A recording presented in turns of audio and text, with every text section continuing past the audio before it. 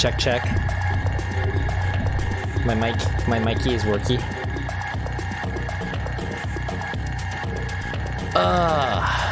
All right. So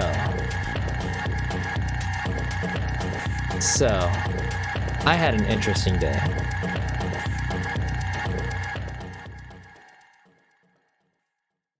And don't know who's still around, but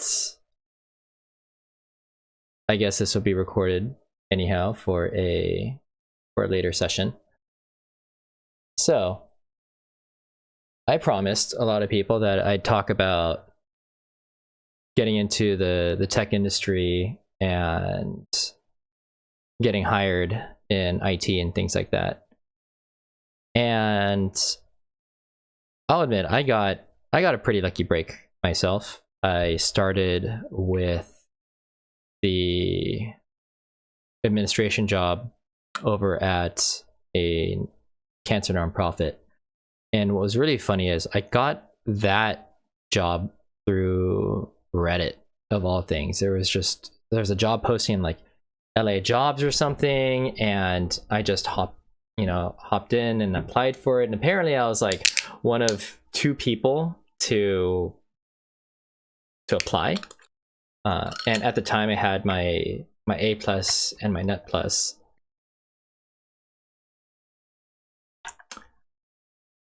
And it turned out to be a really good stepping stone, and from directly into Fire, because I had to learn a whole bunch of crap from scratch. But at the same time, there was already this pre-built, deeply flawed but functional environment. And it's funny because I can understand now in retrospect why the old admin made the decisions that he did. They weren't great decisions, but they were understandable ones. And I myself made decisions there that were not optimal either. But again, at the same time, I can understand, right? So let's see.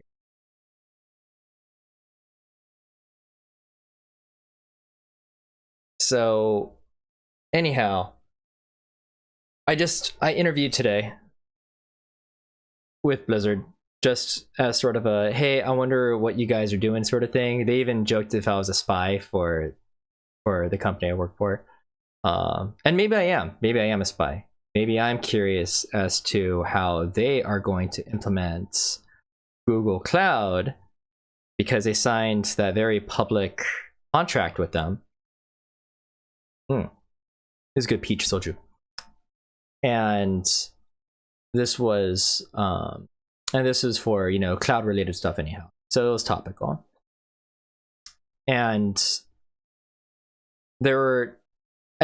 I'll be very honest, I didn't do that well in the interview. I think I bungled a couple of technical questions that I wish I really prepared for ahead of time. My first thing that I wish I did was just ask on Twitter, hey, what do you think you should ask in an interview when they ask you questions? Because in my opinion, asking questions is the most important part of the interview. It usually comes in the second half, right? You get a feel for what is going on in the first half. Sup, AJ? You get a feel for what's going on in the first half of an interview, like the questions they ask you. They grill you about, how would you do this, and do you know what this is, and how's your networking, and do you know what file handles are, and how can you get around in Linux, like things like that, right? What I've learned is that the technical stuff has pretty clearly defined answers, right? And if you don't come up with the answer, if you don't know the answer, somebody does. I mean, that's what the fuck Google's for, right? How many gas stations are in the US? Can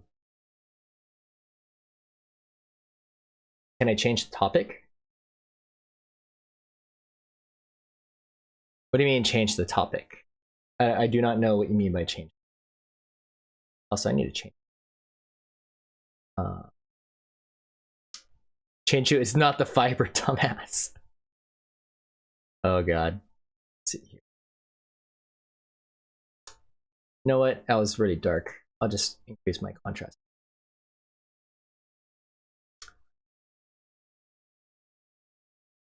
You actually got why are pothole covers round as a question in a tech interview? What the? Was this for Boeing? Or some other Seattle-based company? If it was for Amazon, I'm just gonna like look that person up in the internal directory and just like go over there, cough on them, and then slap them. It was a startup. Of course it was. Okay. Yeah, I remember I believe it was Microsoft that initially started with those brain teasers, and then quickly realized just how stupid they were.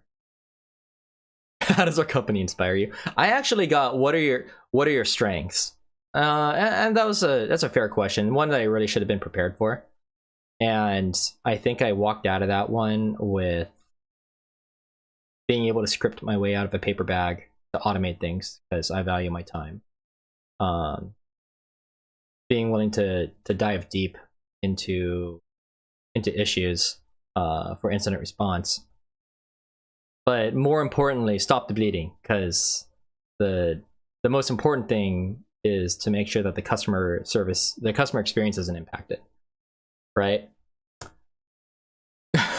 I can be too awesome sometimes.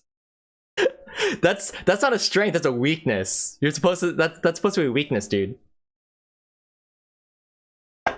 But questions that I wish I asked.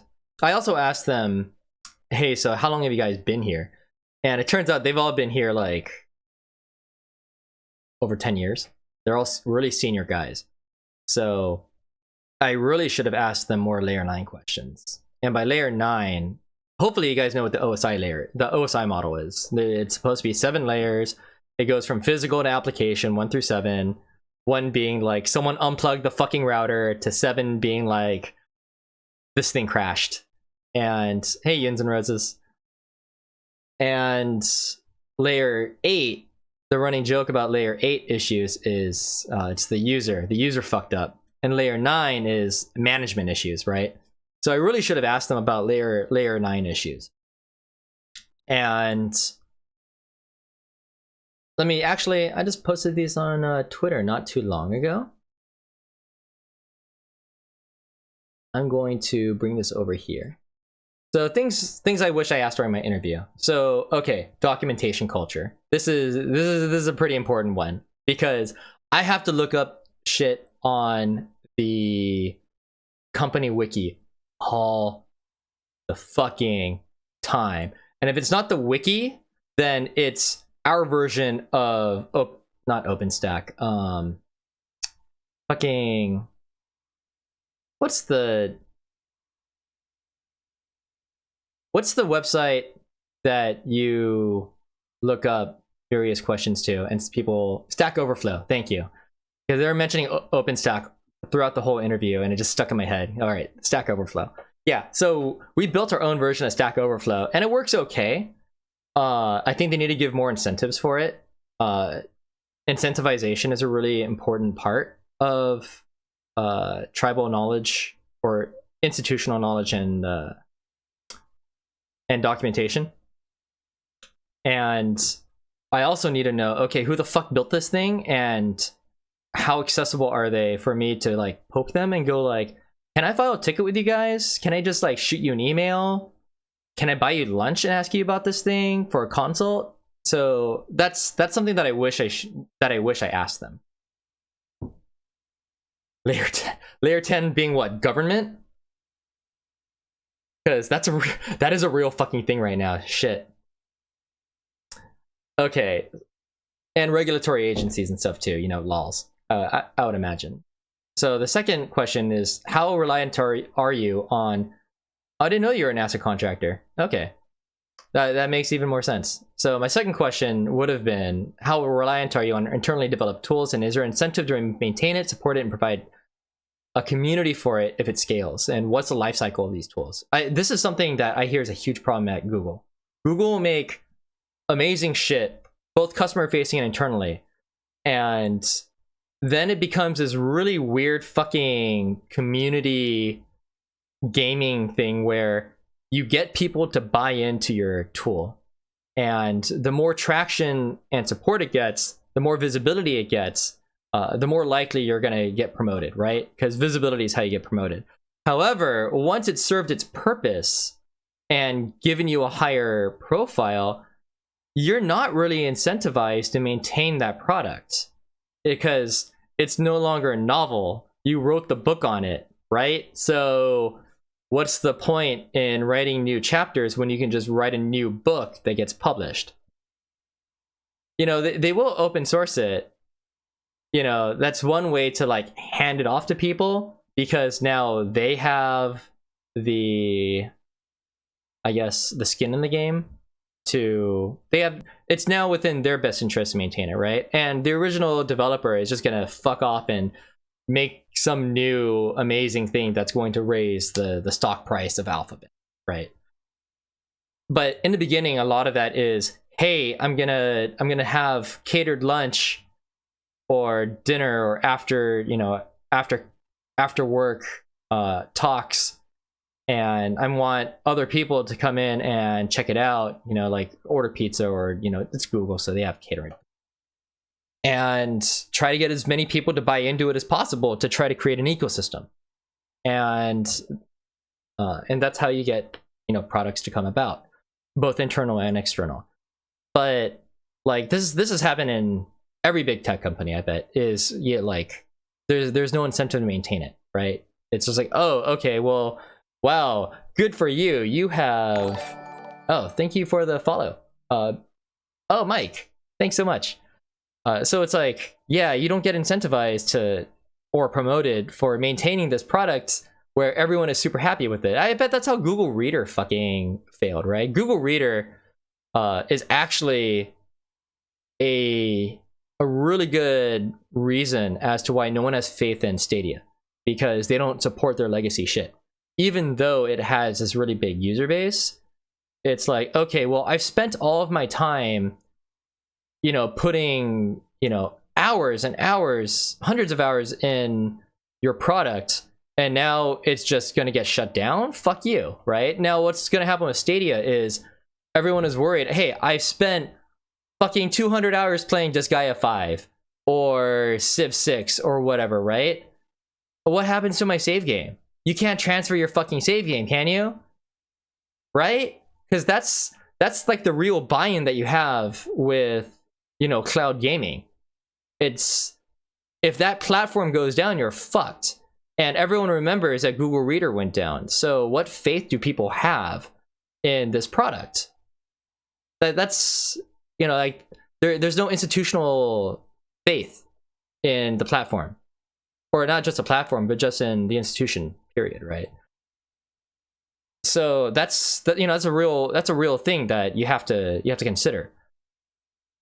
And it's like, okay, well, how good is your support culture is what the real question is, what the crux of this question is, right? And then finally, oh, the other thing about Steam is that, you know, you save your stuff offline, and then it gets synced with the cloud, right? The cloud is not the primary source of your data.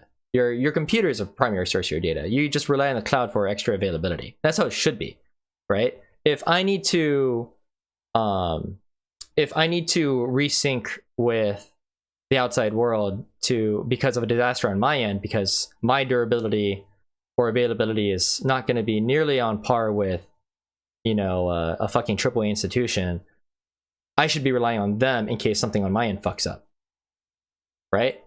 Yeah, and you can play your Steam games without a connection. You know, finally, my last question is, how much political traction have you had to give, because you're talking to senior guys, right? Have you had to give to engineers so that they can do the right thing? You know, did you guys have to half-ass something because, you know, because of some problem? Like, why? Was it another team? Was it because the other team didn't have enough manpower? Was it deemed that there was not enough time or engineer hours or sprint cycles available to fix this particular thing because there are too many other pressing things, right? Was there not enough money in the budget? There's all sorts of things, but it's a question where you stick it to them and go like, okay, because I'm coming in as an engineer. I'm not coming in as an architect. I'm not coming in as a manager or a principal. So I want to know, okay, as an engineer, am I going to get the support that I need from you? Can you cover my ass if I need to go ruffle some feathers and say, this dependency does not pass muster, right? So that's what I wish. Those are the three questions that I wish I asked. Someone mentioned, what do you think is going to be the most surprising thing about working here to a new person starting? And that kind of comes up with, it sort of dovetails with what's your documentation culture, because I'm going to ask a lot of fucking questions when I first start, and that's it's temporary. Being a noob is a temporary state, right? But it's an inevitable one. So I just want to know what this question really asks is, I just want to know how quickly I'm going to stay in this noob state, and how painful is it? Is it going to be so painful that I'm going to leave or not? Like, what's the attrition rate? But and I think becoming a noob constantly is a good thing. AOD. I've stagnated in my role years ago, and I really should have moved over to a new part. But what I mean by being a noob is a temporary thing is that you want to, when you transition to a new role, you want to be a noob for as little time as possible, so that you get up and running, so you can be productive, because nobody wants to feel like they're dead weight, right? And eventually become an SME, a subject matter expert, and that's actually a really good way to expand your sphere of influence when you work at a new place, is to become an SME, and to figure out who the SMEs are, because that's institutional knowledge. The other hard thing about starting a new job is knowing the term, what to ask, the terms to ask. Like, you have to know about the concept before you can ask it in the first place, right? You can't just say, like, without knowing what an SRE is, a site reliability engineer, you cannot ask, hey, so what's the general workflow of your SREs? How quick, what's your availability times? If you've never worked in that field and you don't even know those concepts, you can't ask those questions in the first place. And asking those questions in the first place, or the phase of the interview where you ask those questions, is where you actually get to really show off your semantic knowledge. And one of my way of, I have two methods of learning semantic knowledge in a field. So the first one is like a forum like Reddit, right? Reddit in, where is it? Sysadmin. The very first thing I did in my first job was to just fucking hang out in our sysadmin and also the chat, and just ask them questions, because it wasn't going to impact my social standing or annoy people, my coworkers, right? I don't want to annoy my coworkers. But these are questions with technologies that are not exclusive to my place of work, and say like, hey, so how do I implement an elk stack? Why am I getting these particular issues? How would I best set up a backup, like a backup rotation? What kind of product should I look for X, Y, or Z, right? And the second way that I expanded my knowledge was to attend meetups. So the one that I attended locally, I kind of got lucky because they just had started a chapter right when I was starting to look around, was for something called LOPSA. And it's been a long time since I've attended a LOPSA meeting, but they really helped me out when I was starting out. So So basically with Lobster meetings, it was once a month. Y'all find a fucking bar that's not too loud or a restaurant that you could eat and drink at, and you get together, and inevitably there's going to be like one or two recruiters there. They're usually this is kind of a cliche, but they're usually really attractive women coming to these things as recruiters. But what your biggest mistake may be is not thinking that they're technical, because usually, most recruiters that I've met at these events are actually come from technical backgrounds, and then found out that they would end up transitioning into technical recruiting because they wouldn't get as much shit for it, or they wouldn't constantly have their expertise questioned as much, strangely. Because as a recruiter, every tech guy is either going to have to show off or suck up to a recruiter, right? So the power balance shifts in their favor. But I ended up befriending a lot of recruiters at these events. But what I also did, and they have a lot of, what they bring to the table is not the technical side of things, but the cultural side of things. What is the work culture like at this company? The kind of people that you hire for this particular thing, or people leaving a particular company, like, hey, who was working at Google that you've poached, and what did they complain about? And that's really, really important semantic knowledge to keep in mind if you ever are going to work at that company. But you also get to shoot the shit with people who work at Google or one of the big four companies, or even like other mature companies. Like LinkedIn, for example, is a really good example of a company that's not big four, but is still really important. Never worked for AT&T? Yeah, I'll keep that in mind.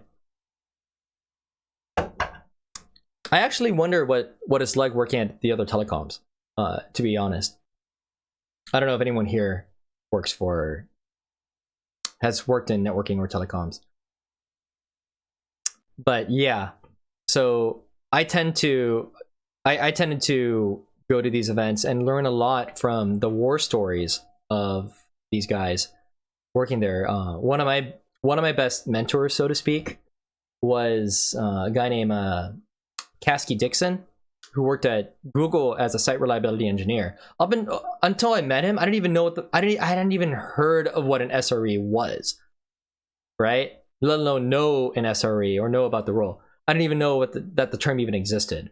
And he constantly was urging me to apply to Google, even though I was a fucking noob who didn't know shit, just to get that experience out of the way, right? Because in-depth technical interviewing really pushes you and puts you on the spot in ways that, in some ways, it kind of emulates being in a war room, doing a post-mortem or a correction of errors, or in the middle of incident response, and people are asking you like, okay, why didn't you do this? Why didn't you do that? Why did this particular server run out of fucking space because of logs? Why was there no monitoring in the first place for this server to alert you when there's logs in the first place? Right? What's the escalate? Why wasn't there if you did get tickets, why wasn't it escalated to a superior if you didn't respond in time, et cetera, et cetera, et cetera, right?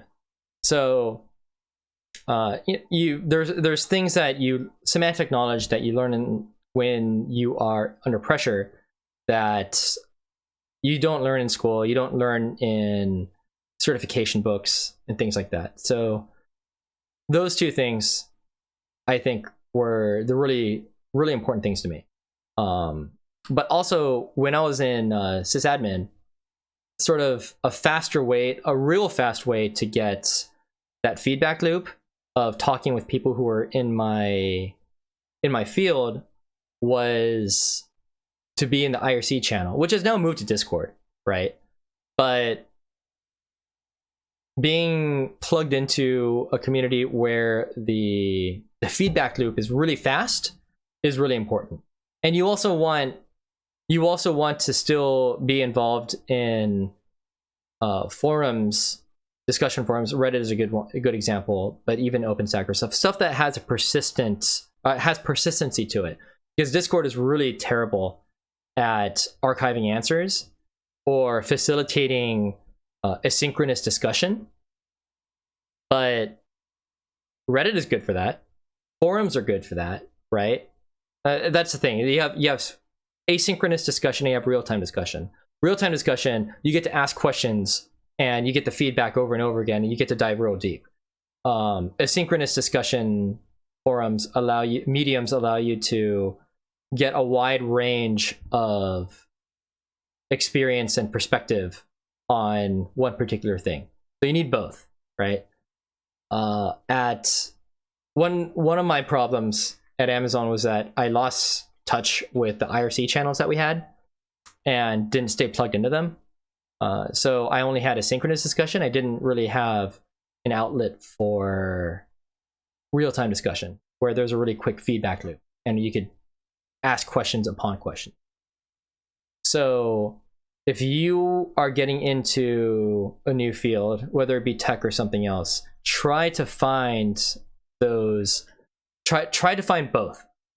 Find a chat room or a Discord or something, a Slack chat or whatnot, where you get that fast feedback loop, and also find where people have asynchronous discussion and learn from that. Like things that allow you to search for answers on something that was asked a while back. So that's my advice. So there's a couple other people who've joined. I don't know if you guys are getting into tech, what field of tech you want to get into, because there's IT, there's networking, there's security. I had a lot of questions on security when I first posted about should I do tech, right? Where did I post? I post a lot of Street Fighter shit. Ah, that's right.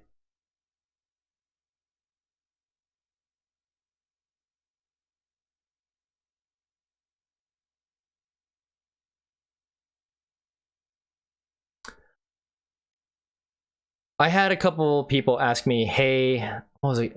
I'm gonna cover this topic real fast. It was about security. Someone asked me if... Oh, I love this guy. I said, would anybody be interested in tech? And he said, no. You're watching Messer on YouTube, hit the CompTIA A+ cert. When I took the A+ certification, it went over a lot of useless shit. And I really hope that they weeded a bunch of that stuff out. Like, there was like, hey, what is this port? It's an IDE port. This is a serial port. And mind you, this was like 10 years ago. And everyone had long since moved to USB. Like, we weren't even using PS2 ports and shit anymore, let alone serial. So, but of course, you know, you do have to learn about legacy stuff, right? A+ is always going to be the entry-level cert. And I'm never going to discount someone taking the A+, because if you have to start somewhere, you might as well start there, right? Although I don't know what it's like now. I don't know if if there's any curveballs that you weren't expecting to cover things. But if so, yeah, please share. And the next step up from the A+ is the Network Plus. And the Net Plus certification is heads and or leaps and bounds more important than the A+ cert, and it's harder. And it actually, in my opinion, is the equivalent of the CCENT, the Cisco entry level cert, which is not quite the CC. It's half the CCNA. So when you take the CCNA test, the CCNA is the certification by Cisco to be a... Oh, Spaced Out Cowboy, thanks for the follow. Oh, Cypher off. Thank you for the follow also. So the Network Plus is the certification. Dubisco, thank you for the follow. Network Plus is for the certification for learning network essentials, right? IP addresses, how to subnet, IPv4, IPv6. Why is my computer not talking? How do I do a firewall? Oh my god, that one is so important. you'll be surprised how many people don't know what TCP handshakes are and how things operate with a firewall, right? And why setting a firewall to allow all is like fucking suicide, right? The follow GIF with a blue gem. Yes, I do need to update that. Oh my god, I didn't even think about that. You've come from building maintenance backgrounds to tech as a night. Oh, okay. You know what? You're probably gonna find a lot of parallels between building maintenance and systems, IT systems. It's funny just how much you're going to find that overlaps, and I think you should definitely share those experiences when you come across them with like your team, going like, yeah, you know, when we did this, this totally what the heck was that? Like you're going to find that sort of cross interdisciplinary understanding of a concept to be really important when trying to translate complex problems into something that a non-technical person can understand or whatnot. One of the biggest mistakes I made when I first got into tech was thinking that this was a technical job. It's not. It is interfacing with tech for people who don't know tech, or don't know tech is your tech as in-depth as you do. So, for example, I don't know databases very well, but I'm going to run into problems with a database, and I need to find a subject matter expert, an SME, really important term, hope you remember that. I need to find an SME that knows why the fuck the database isn't working. That SME or that database engineer might not know why his connection is not working or is intermittent with another server, like why the database server itself is not connecting with the front end web server. And that might be because of a load balancer issue that you know about, but he doesn't, right? You just entered the field in October? Oh boy. Well, you've been in it for about 10, 11, 12, about 6 months. You know, you're still in the frying pan. It's gonna be interesting for you. So shit, where was I? Certifications.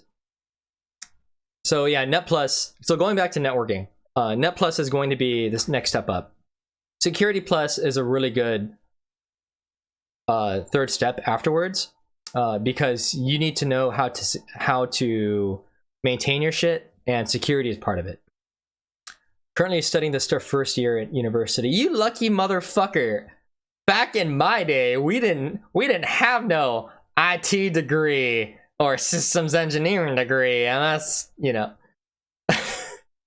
we had to figure this shit out on fucking Stack Overflow or Google that shit or ask people. So it's good that there's now I guess the concepts and the best practices and the philosophies have been sort of solidified or codified into a curriculum that you can teach instead of just pull out of your ass, or just like, yeah, pretty much just pull out of your ass, right? So I don't know if anyone's in Sweden or Europe, but there is a tool called CF Engine that was developed by a dude who taught or teaches computer, what was it, or systems engineering or administration at the University of Oslo. He's the founder of CF Engine.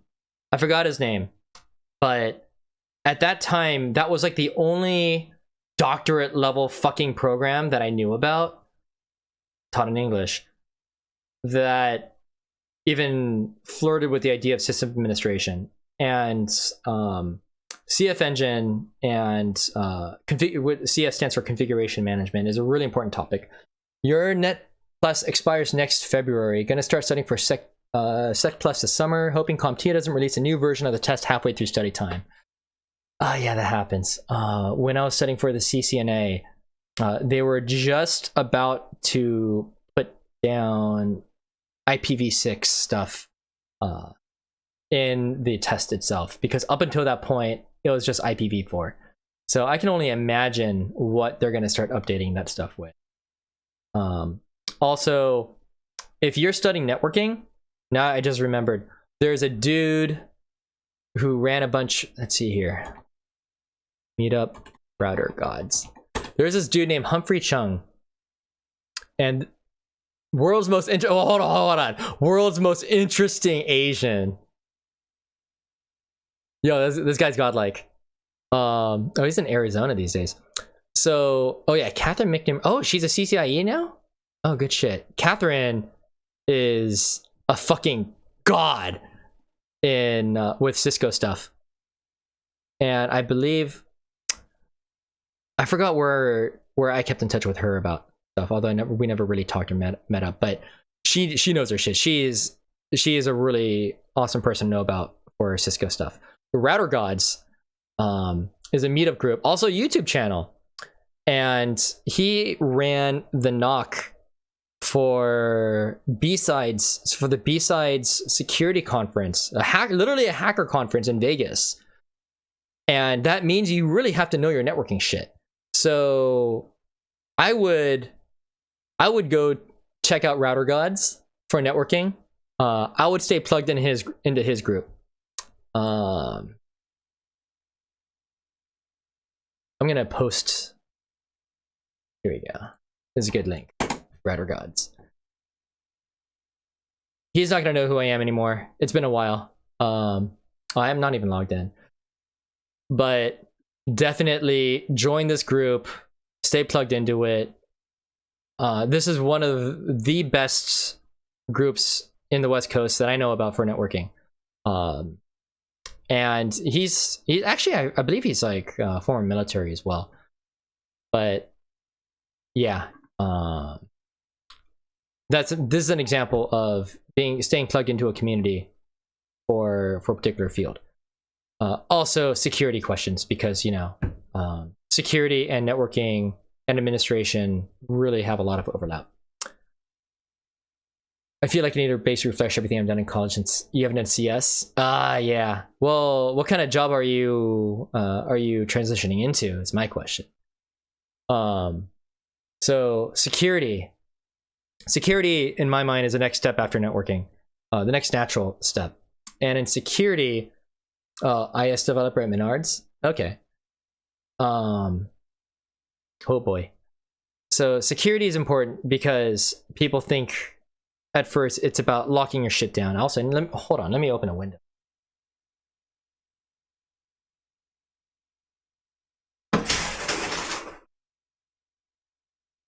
Okay. So everyone thinks that security is this fucking protects your shit from hackers stuff, and then dealing with script kiddies, or mitigating O-days and shit like that. In my experience, security is stupid HR or user policies that don't take into account human behavior. And I think Kevin Mitnick said that the human is the weakest link. And you learn about social networking real fast. Hey, my bunnies.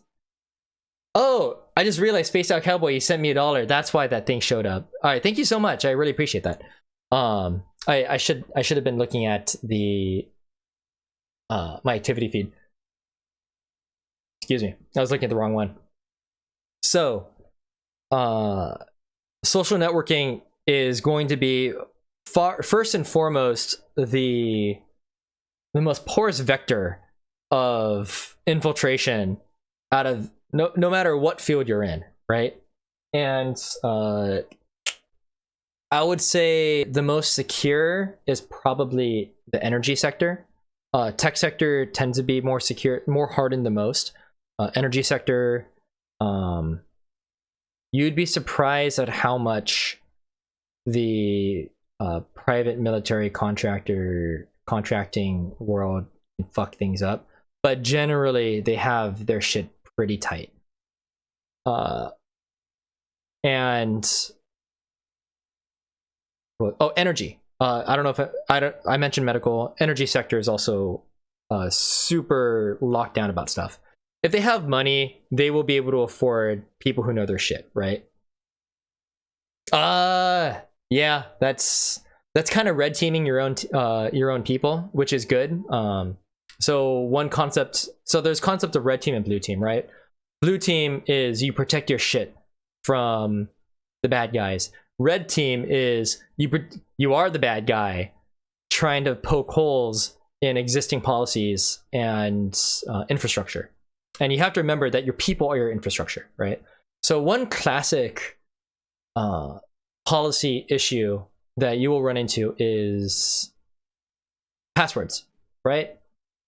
So passwords, for example, are a combination, or are basically a one-factor authentication method for accessing sensitive resources, right?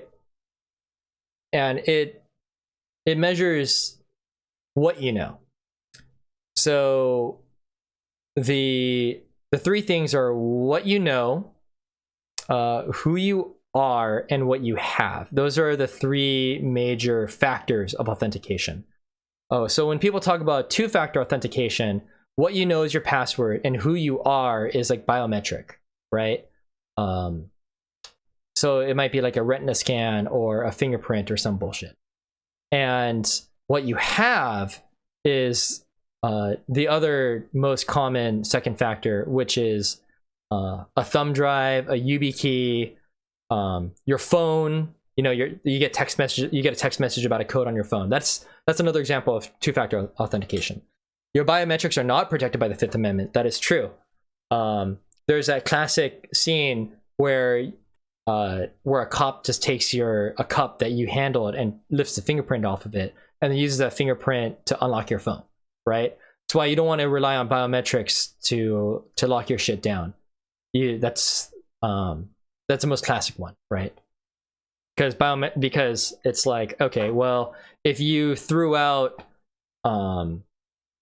if you threw out, say, just anything with your DNA on it, then it's not subject to unreasonable. It's not subject to the Fifth Amendment. You don't need a warrant to dig through the trash. So that's another good biometrics thing.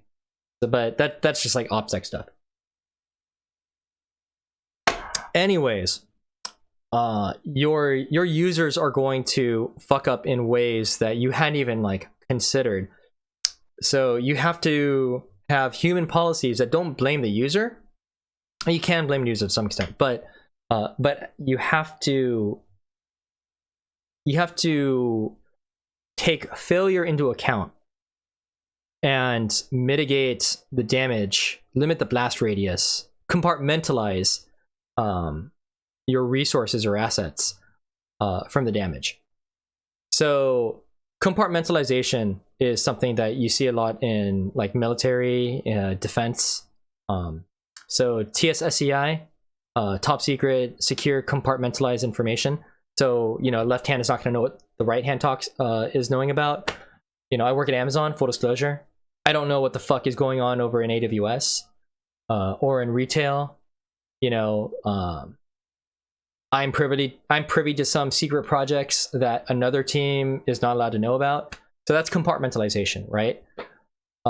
If you are, here's a good example. You're catfishing someone, right? You don't want to catfish someone or come up with use a fake account on the same computer with the same browser.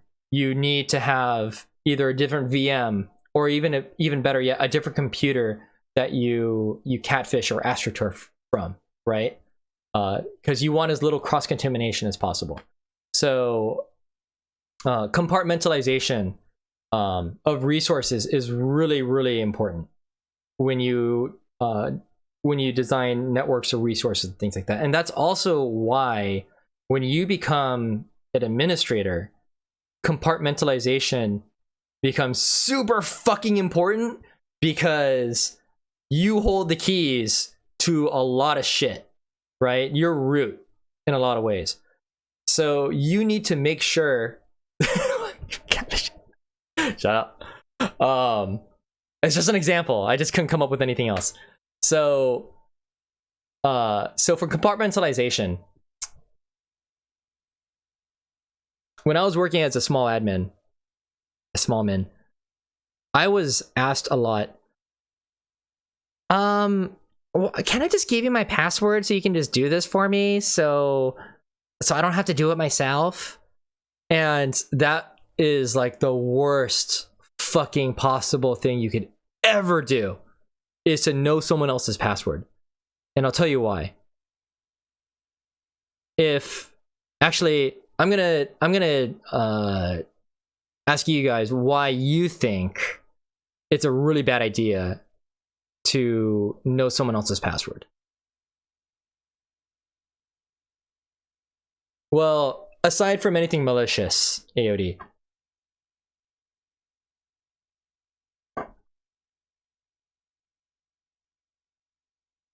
Yeah, reliability is a really good one. So yeah, if they get hacked or they do some stupid shit that is a fireable offense, that the integrity of their authentication, of their identity, is in question, right? Because now they can say, well, you know, I gave Arliath my credentials. It could have been him. You know, like you really fucked that part up. One of the things that you learn about in security is the CIA triad, which is not Christians in action, not the Central Intelligence Agency. It's confidentiality, integrity, and accessibility. And integrity or non-repudiation is what we're dealing with here. So you have to be able to say with certainty, it was this particular person that you can attribute. Attribution is important. That you can attribute this fuck up to, or this breach, or this particular access of sensitive information for, right?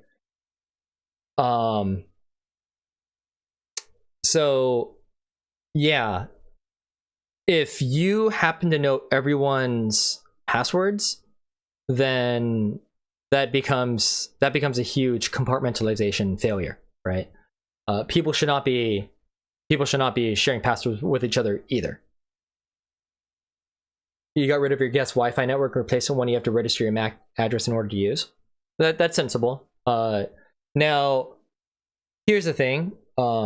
You have security nerds that will say, well, actually, I you know what? I wish I had the well, actually guy clip art to just paste over my face. But it's like, well, actually, MAC addresses can be spoofed.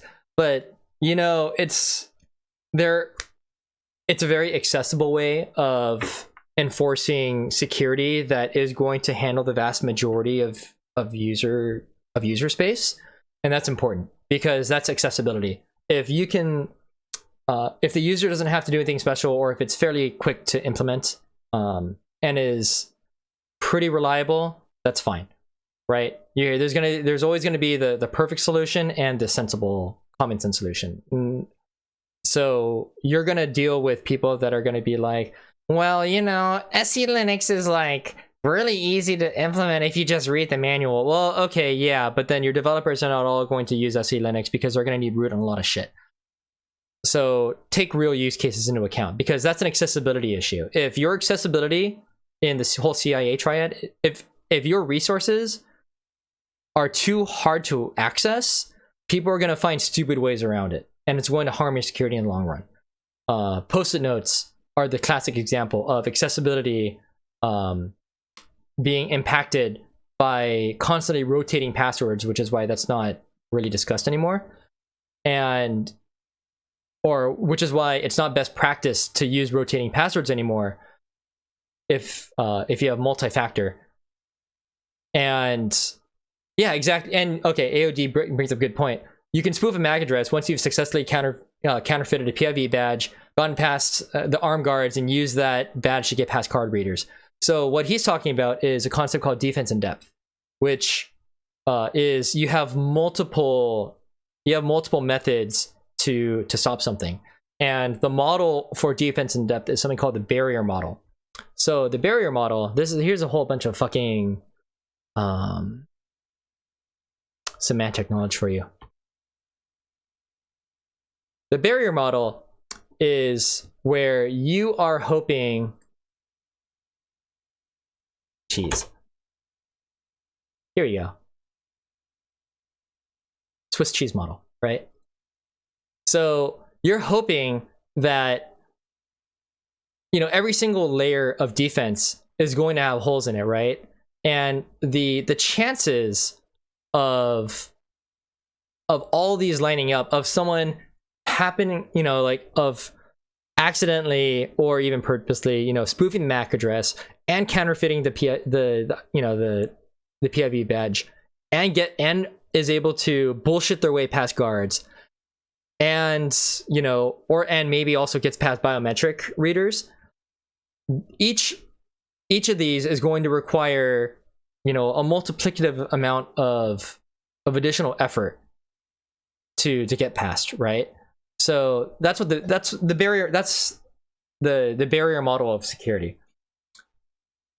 Yeah, at that point, yeah, state actor. If you are trying to defend yourself against state actors and you're not working for a state itself, you're fucked.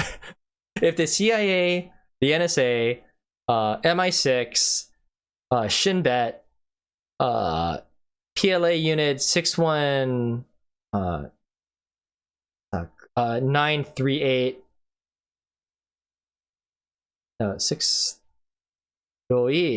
61398, or anybody else is after you and you're not working for an actual state actor yourself, you're fucked.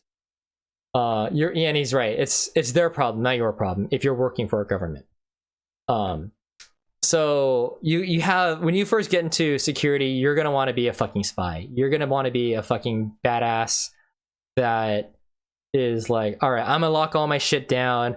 I'm going to have, you know, like an 8-digit or a 12-digit password.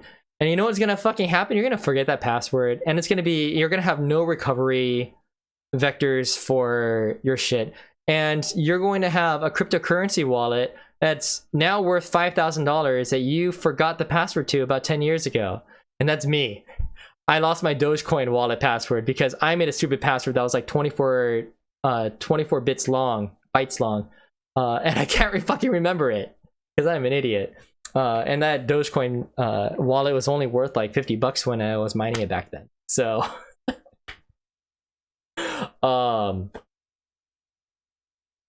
yeah, I mean, at least it's secure and never going to enter the blockchain ever again. But at least it was just Dogecoin, right? It wasn't fucking Bitcoin.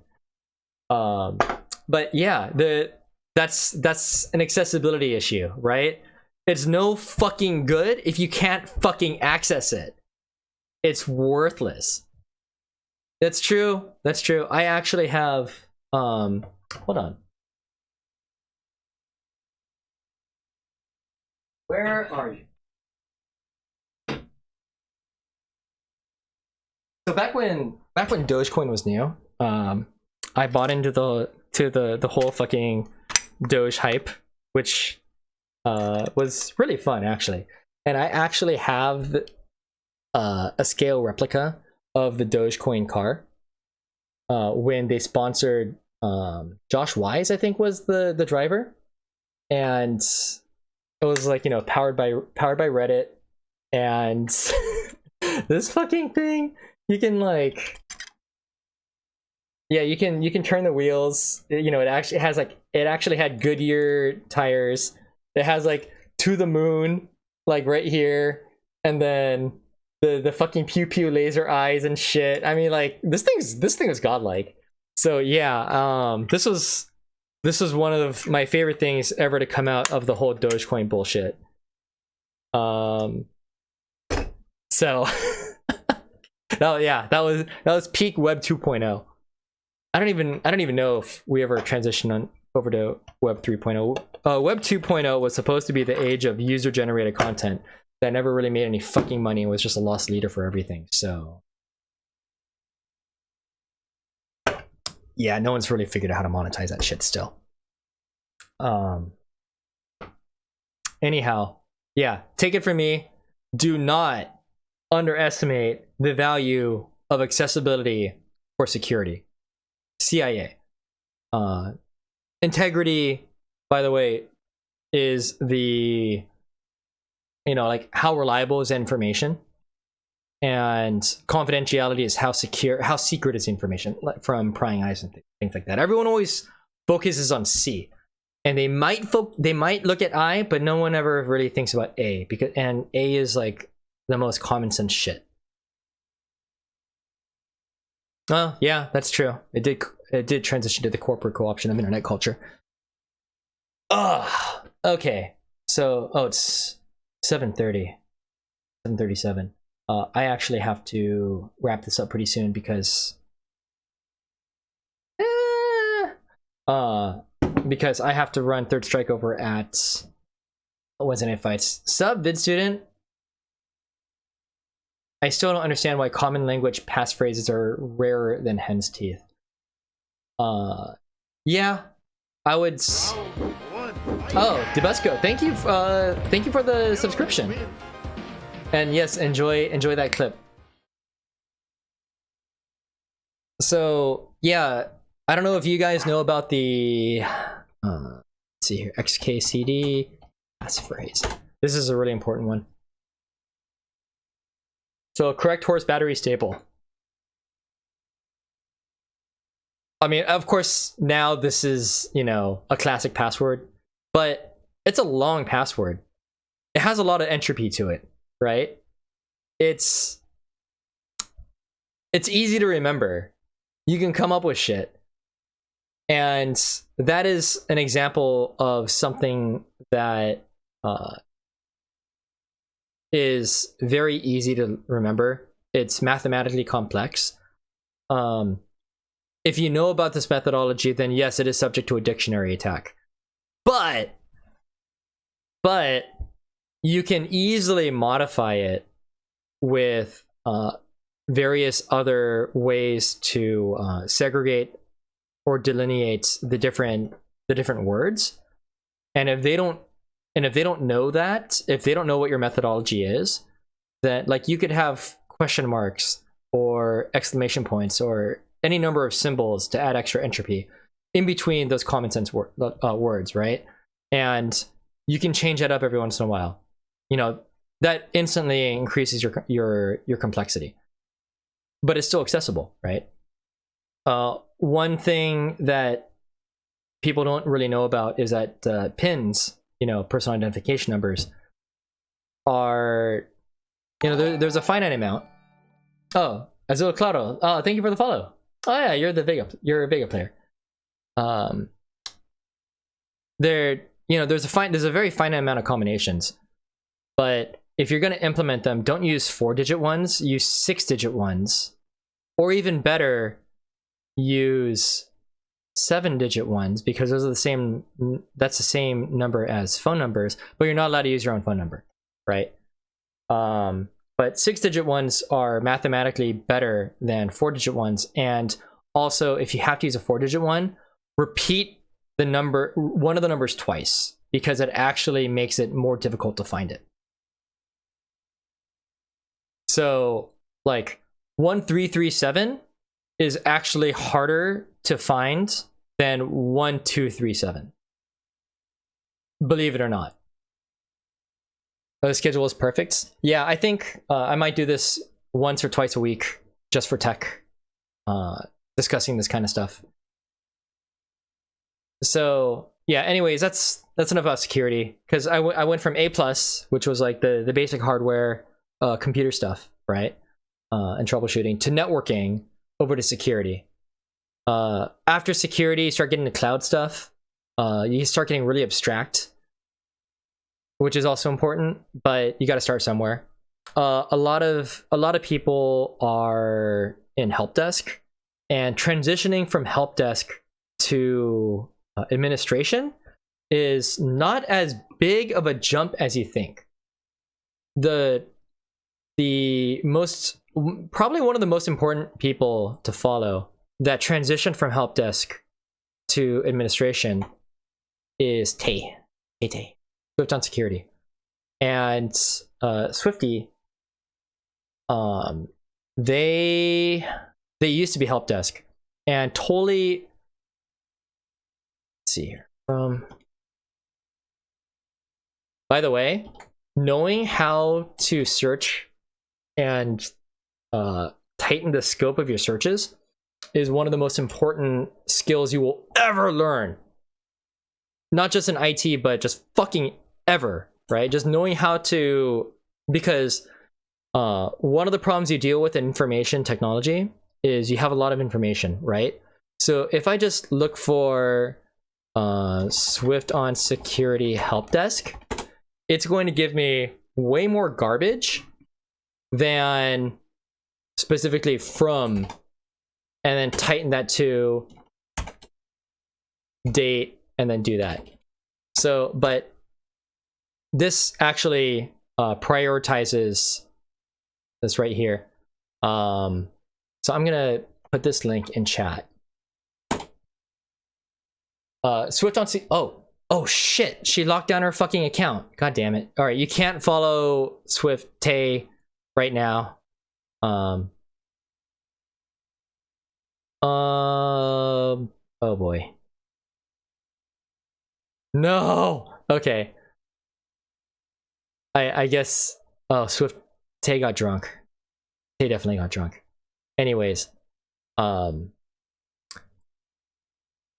they came from a background of help desk, and then when they were constantly in a never-ending cycle of, I don't know enough to be an admin, when in fact, because they had all of this ground level experience across so many different products and dependencies, that when they did transition over to being an admin, they realized that they knew a lot more than they initially thought, because imposter syndrome kicks in, which is the exact opposite of Dunning-Kruger.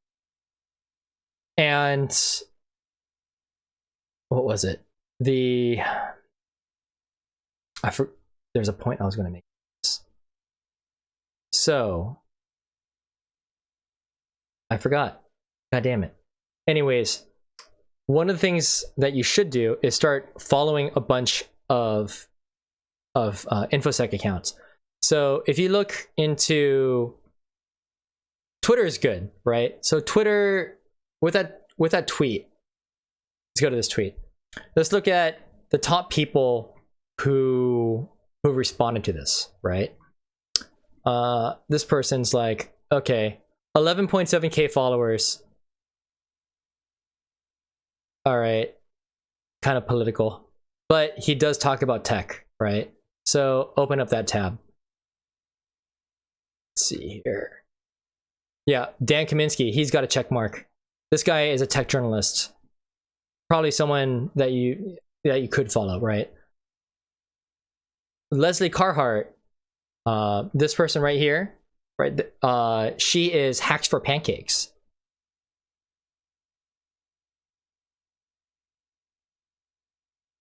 Wait, why isn't she showing up? Oh, it's 4. Number 4. So 111,000 followers. Jesus fucking Christ. Oh, she's Differ, which is, I forgot the D. Forensic incident response. I forgot what the D stood for, but that's security. And she's also, I think she used to be Army, but she's an important person to follow. She's a really good person to follow in InfoSec. So I would say expand your network. I got to wrap this up because it's almost 8. So my tips are expand your network. Try to go to networking events, like even local monthly events. Do your certs. Find chat rooms or discords, like communities where you can shoot the shit and talk about this stuff in real time and get real-time feedback. But at the same time, also subscribe or buy into forums that have asynchronous asynchronous communication, where you can talk about this stuff in you can get a whole bunch of different perspectives on things.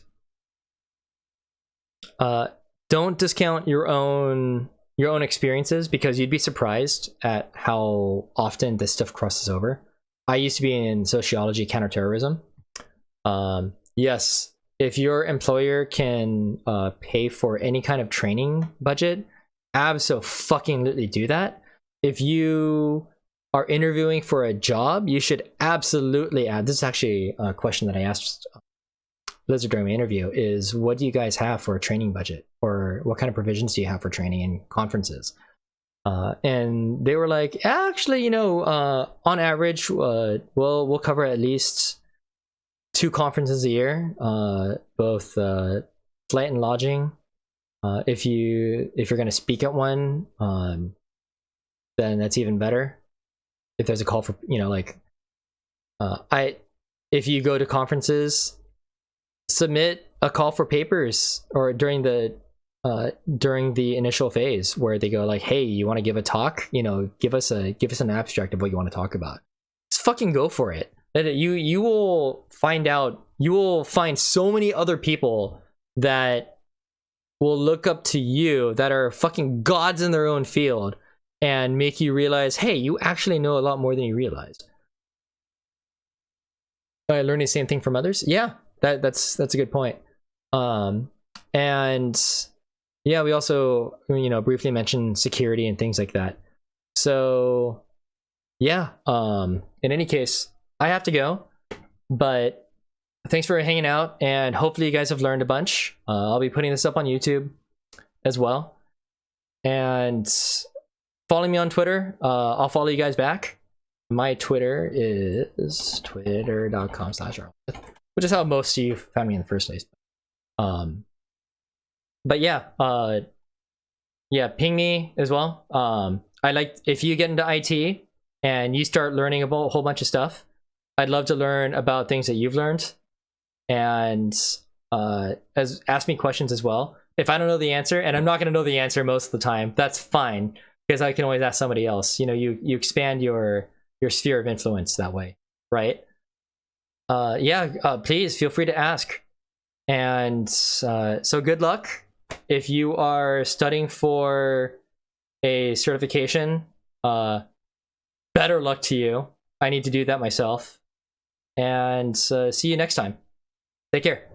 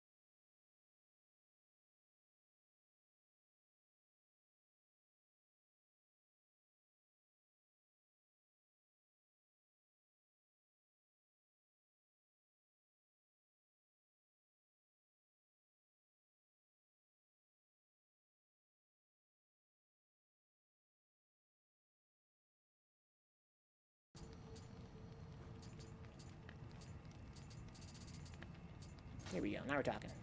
Now we're talking.